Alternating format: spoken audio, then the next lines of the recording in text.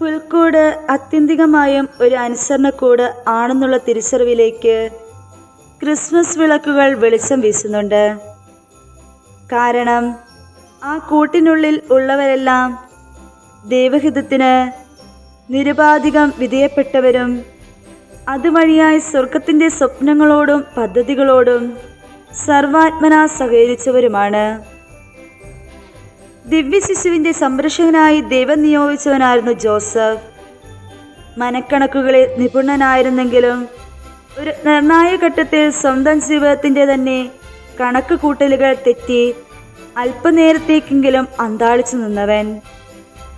മാനസിക പിരിമുറുക്കങ്ങളിലൂടെയും പരിഭ്രാന്തികളിലൂടെയുമൊക്കെ കടന്നുപോയപ്പോഴും ദൈവകരം അവൻ മുറുകെ പിടിച്ചു. തനിക്ക് ഉൾക്കൊള്ളാനാവാത്ത പലതും വിണ്ണു വെച്ചു നീട്ടിയപ്പോൾ സ്വർഗഹിതം സുഹിതമാക്കിക്കൊണ്ട് ആ ആശാരി മുന്നോട്ട് നീങ്ങി. തീർത്തും ഒരു സാധാരണ സ്ത്രീയായിരുന്നു മറിയം. അധികമാരാലും അറിയപ്പെടാതെ ശ്രദ്ധിക്കപ്പെടാതെ ജീവിച്ച ഗ്രാമീണ കന്യക. എന്നാൽ അവളിൽ കവിഞ്ഞൊഴുകിയിരുന്ന വിനയവും വിധേയത്വവും വിശ്വാസവും കൊണ്ട് അവളുടെ ജീവിതത്തെ ദൈവം മനുഷ്യരക്ഷയ്ക്കായുള്ള തൻ്റെ സുവർണ സ്വപ്നങ്ങൾക്ക് ഊടും ഭാവവും നെയ്തു. അവളുടെ നിസ്സാരമായ ജീവിത മൺകുടത്തിൽ വലിയൊരു നിധി അവിടുന്ന് നിക്ഷേപിച്ചു. ദൈവേഷ്ടത്തിന് എന്നും ആമേൻ പറയുന്ന ആത്മാവിൻ്റെ ആർദ്രസ്വരമായി അവൾ നിലകൊണ്ടു. ദൈവത്തിൻ്റെ സന്ദേശവാഹകനായി നസ്രത്തിലേക്ക് പറന്നിറങ്ങിയവനാണ് ദൂതൻ. ദൈവം അയക്കുന്നിടത്തേക്ക് പോകാനും അവിടുത്തെ വാർത്തകൾ യഥാസമയം അറിയിക്കാനും സദാ സജ്ജനായി നിൽക്കേണ്ട അജ്ഞാനുവർത്തിയാണവൻ. വിധേയത്വത്തിൻ്റെ വ്രതമെടുത്തവൻ. അവന് അനുസരിക്കാനേ അറിയൂ. അജഗണത്തിന് അന്തിക്കൂട്ട് കിടന്ന ഇടയർക്കാണ് പുണ്യപ്പിറവിയുടെ സുവാർത്ത ആദ്യമായി ലഭിച്ചത്.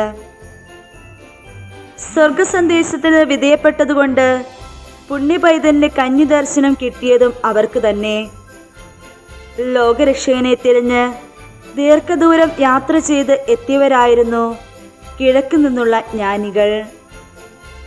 വെറുമൊരു വെള്ളി നക്ഷത്രം നൽകിയ സൂചനകളുടെ വെളിച്ചത്തിലൂടെ അവർ മൂവരും മുന്നേറി.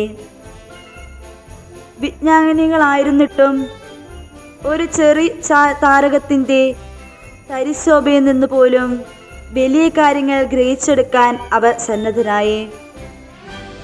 ദൈവിക വെളിപാടിൻ്റെ പ്രതീകമായി തെളിഞ്ഞ ഒരു വർണ്ണപ്പൊട്ടിനെ പോലും പിൻചെല്ലാൻ മാത്രം എളിമയുള്ളവരായിരുന്നു അവർ. മാത്രമല്ല, ദൈവഹിതമനുസരിച്ച് വഴിമാറിയുള്ള ചില മടക്കയാത്രകൾക്കും അവർ ധൈര്യപ്പെട്ടു. പുൽക്കൂട്ടിൽ പിറന്ന പരമപരിശുദ്ധനും സർവശക്തനുമായ ദൈവപുത്രൻ കേവലം ഒരു കുഞ്ഞിൻ്റെ ചെറുമയിൽ കാലിത്തൊഴുത്തി കിടന്നു. അനുസരണത്തിൻ്റെ കീഴ്ത്തട്ട് കാലിത്തൊഴുത്തും മേൽത്തട്ട് കാൽവരി കുരിശുമാണ്. ഇവയ്ക്ക് രണ്ടിനുമിടയിലെ നമ്മുടെ കർത്താവിൻ്റെ ഇഹലോക ജീവിതം അനുസരണത്തിൻ്റെ അടിസ്ഥാന അധ്യായങ്ങൾ കുത്തിക്കെട്ടിയ ഒരു അടയാത്ത പുസ്തകമായി മാറുന്നു. ലൂക്ക 2:49 ഞാൻ എൻ്റെ പിതാവിൻ്റെ കാര്യങ്ങളിൽ വ്യാപൃതനായിരിക്കണമെന്ന് നിങ്ങൾക്കറിഞ്ഞുകൂടെ എന്നുള്ള കർത്താവിൻ്റെ നാവിൽ നിന്ന് നാം കേൾക്കുന്ന ആദ്യമൊഴികളിൽ തഥഹിതം അനുവർത്തിക്കുന്നതിൻ്റെ ഒരു പുത്രനുള്ള താല്പര്യമാണ് ധ്യാനിക്കുന്നത്. ലൂക്ക 23:46 ഇപ്രകാരം പറയുന്നു: പിതാവിൻ്റെ തൃക്കരങ്ങളിൽ എൻ്റെ ആത്മാവിനെ ഞാൻ സമർപ്പിക്കുന്നു എന്നുള്ള അവിടുത്തെ അന്തിമ വചസ്സുകൾക്കും അതേ അനുസരണത്തിന് മുഴക്കമാണ്. 1 സാമുവേൽ 15:22 ഇപ്രകാരം നാം വായിക്കുന്നു: അനുസരണം ബലിയേക്കാൾ ശ്രേഷ്ഠം എന്ന തിരുലിഖിതത്തിൻ്റെ അർത്ഥം അറിയണമെങ്കിൽ ബലിയാവേൻ്റെ അനുസരണത്തിൻ്റെ ആഴമളക്കാൻ കഴിയണം. ഹെബ്രായർ 10:9 ഇപ്രകാരം പറയുന്നു: ഇതാ ഞാൻ അങ്ങയുടെ ഇഷ്ടം നിറവേറ്റാൻ വരുന്നു എന്നതായിരുന്നു അവൻ്റെ രക്ഷാകര ജീവിതത്തിൻ്റെ സംഗ്രഹം.